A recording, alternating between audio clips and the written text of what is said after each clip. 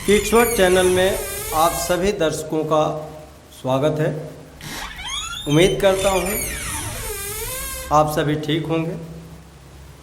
दोस्तों, आपने अपने जीवन काल में कभी कुछ ऐसा महसूस किया है, अनुभव किया है जिससे आप किसी को समझा नहीं सकते?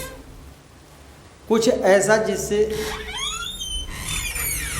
आप असहज, अनिश्चित महसूस कर रहे हैं। उस पर आधारित एक कहानी सुनाने जा रहा हूँ। दोस्तों, आज मैं आपके साथ एक भूतिया कहानी साझा करना चाहता हूँ, जिसके बारे में सोचने मात्र से आज भी मेरा रूह कांप जाता है।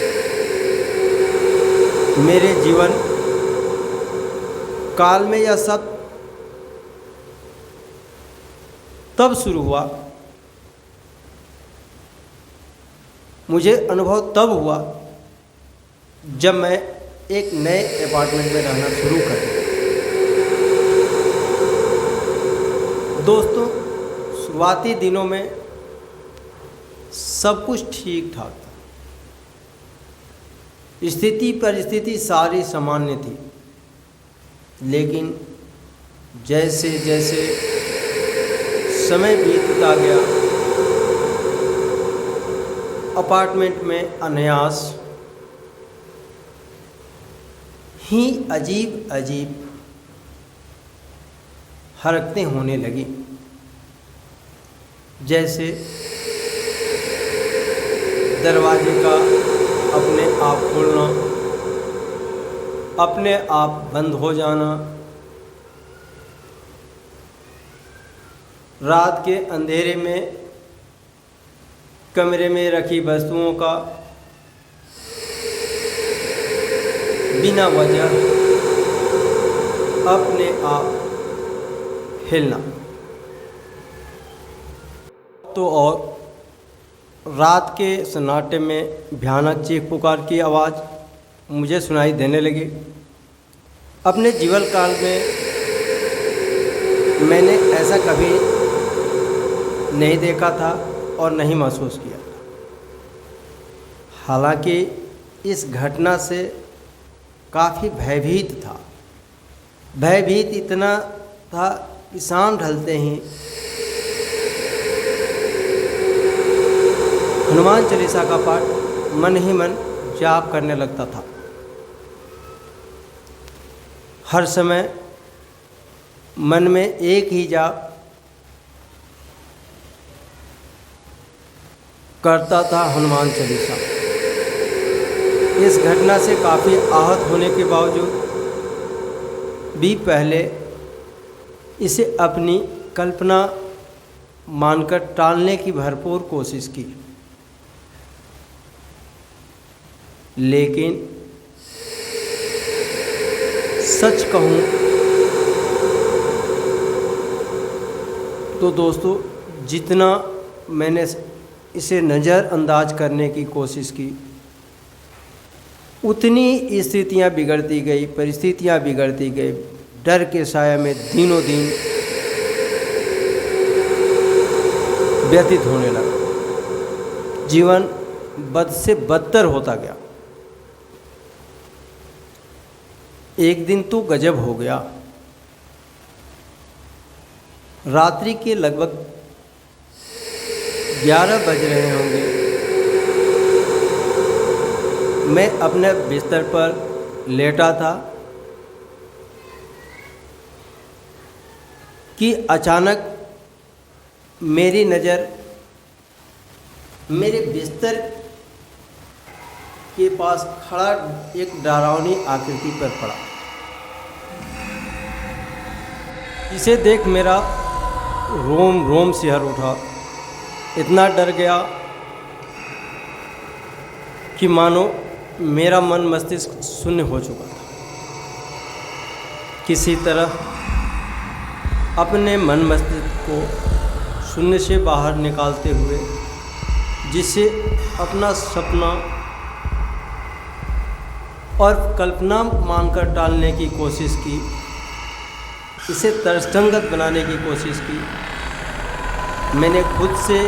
मैंने अपने मन से कहा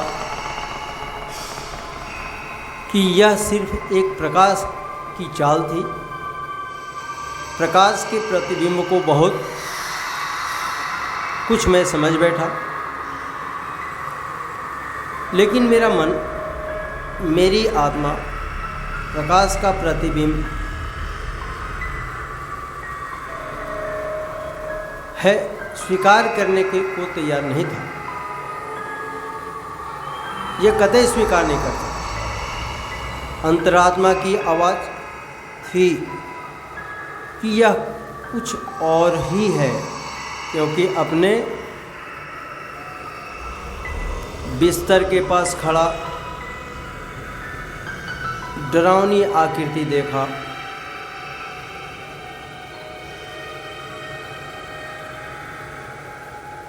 इतना कुछ होने के बावजूद भी अपना हिम्मत न हारते हुए मैं इस पर शोध करने की फैसला किया और मामले की पड़ताल शुरू की। मेरे पड़ताल के दौरान यह पता चला कि जिस अपार्टमेंट में रह रहा हूँ, इस इमारत का एक काला इतिहास है, एक काला इतिहास था। यह भी पता चला कि सालों पहले इमारत में आग लग गई थी, जिस इमारत में मैं रह रहा था, और इमारत में लगी भयानक आग की वजह से कई लोगों की जान चली गई थी। फिर सोचने लगा, क्या यह संभव हो सकता है कि उनकी आत्माएं अभी भी अशांत थी। मैं समाधान हेतु एक असाधारण तांत्रिक के पास गया, जिसने मेरे संदेह की पुष्टि कर दी। तांत्रिक ने मुझे बताया कि आत्माएं संभवतः इमारत में फंसी हुई थी और मुझसे संवाद करने की कोशिश कर रही है।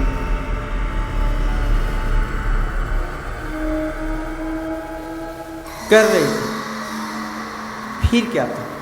उस दिनों से मैंने उन भटकती आत्माओं के साथ मित्रवत रिश्ता स्थापित करने की कोशिश की। स्थापित करते हुए उन्हें प्रसन्न करने के उद्देश्य से, प्रसन्न करने हेतु उनके लिए प्रसाद भी छोड़ना शुरू कर दिया। जब से मैंने प्रसाद छोड़ना शुरू किया, तब से मैं शांति महसूस करने लगा। इस तरह उन भटकती आत्माओं के साथ मिल तो इस कहानी से हमें यह सीख मिलती है कि कभी कभी इस दुनिया में ऐसी चीज़ें होती है जिन्हें हम किसी को साझा नहीं कर सकते, समझा नहीं सकते, लेकिन अगर हम खुले दिमाग और दिल से उनसे संपर्क करें तो हमें उनके साथ रहने का रास्ता मिल जाता है, मिल सकता है। देखने और उत्सुक बने रहने के लिए आप सभी दर्शकों का बहुत बहुत धन्यवाद। अगर यह कहानी पसंद आई हो तो जाते जाते लाइक, शेयर, कमेंट और सब्सक्राइब तो कर देना।